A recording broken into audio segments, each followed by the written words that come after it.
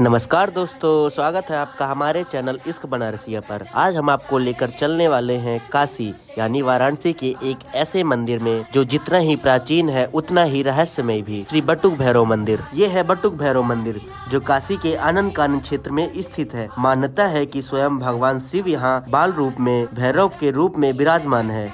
यहाँ आने वाले भक्त बाबा बटुक भैरव से अपने दुख, भय और नकारात्मक ऊर्जा से मुक्ति की कामना करते हैं। कहते हैं जब भगवान ब्रह्मा का अहंकार बढ़ा तब भगवान शिव ने क्रोध में अपने बाल रूप बटुक भैरव को उत्पन्न किया। बटुक भैरव जी ने ब्रह्मा जी के 5वें सिर को काटा और संसार में भैरव की महिमा प्रकट की। यहाँ शनिवार और रविवार को विशेष भीड़ रहती है। भक्त लोग सरसों का तेल, काली उड़द और नारियल चढ़ाते हैं। यह भी कहा जाता है कि अगर किसी पर बुरी नजर या तंत्र मंत्र का असर हो तो बटुक भैरव जी की पूजा से मुक्ति मिलती है। मंदिर के अंदर अक्षत दीप जलता है। कहा जाता है कि यह दीपक सदियों से कभी बुझा नहीं।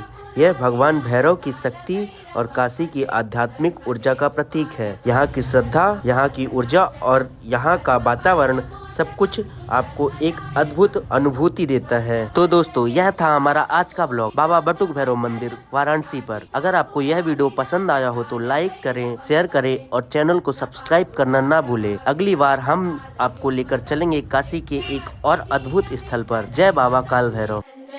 मृत्युदर्पनाशनं करालतं श्रमोक्षणं काशिकापुरादिनाथ कालभैरवं भजे।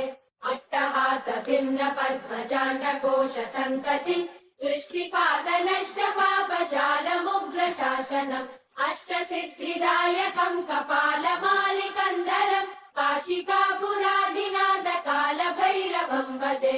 भूतसङ्गनायकं विशालकीर्तिदायकं काशीवासलोक पुण्य पापशोधकं विभुं नीतिमार्ग गोविदं पुरातनं जगत्पतिं काशिकापुराधिनाथ कालभैरवं भजे।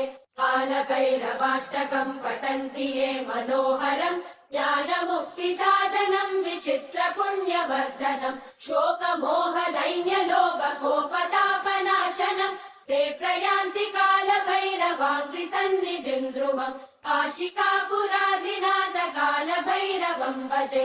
काशिकापुराधिनाथ कालभैरवं भजे। कालभैरवं भजे।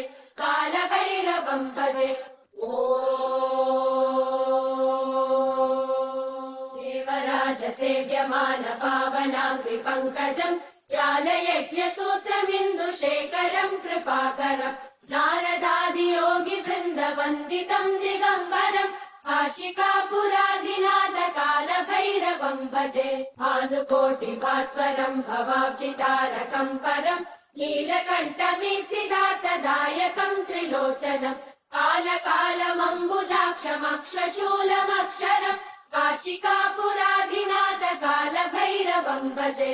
शूलटङ्कपाशदण्डपाणिमादिकारणं श्यामकायमादिदेवमक्षरं निरामयम् भीमविक्रम प्रभुं विचित्रताण्डव प्रियं काशिकापुराधिनाथ कालभैरवं भजे। मुक्तिमुक्तिदायकं प्रशस्त चारु विग्रहं भक्तवत्सलं स्थितं समस्तलोक विग्रहं निरिक्मरन् मनोज्ञ हेम किङ्किणीलसत्कटिं काशिकापुराधिनाथ कालभैरवं भजे।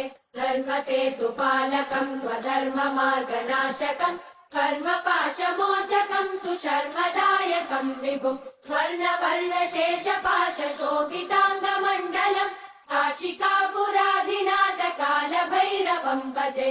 रत्नपादुका प्रभाविरामपादयुग्मकं नित्यमद्वितीयमिष्टदैवतं निरञ्जनं मृत्युदर्पनाशनं कराल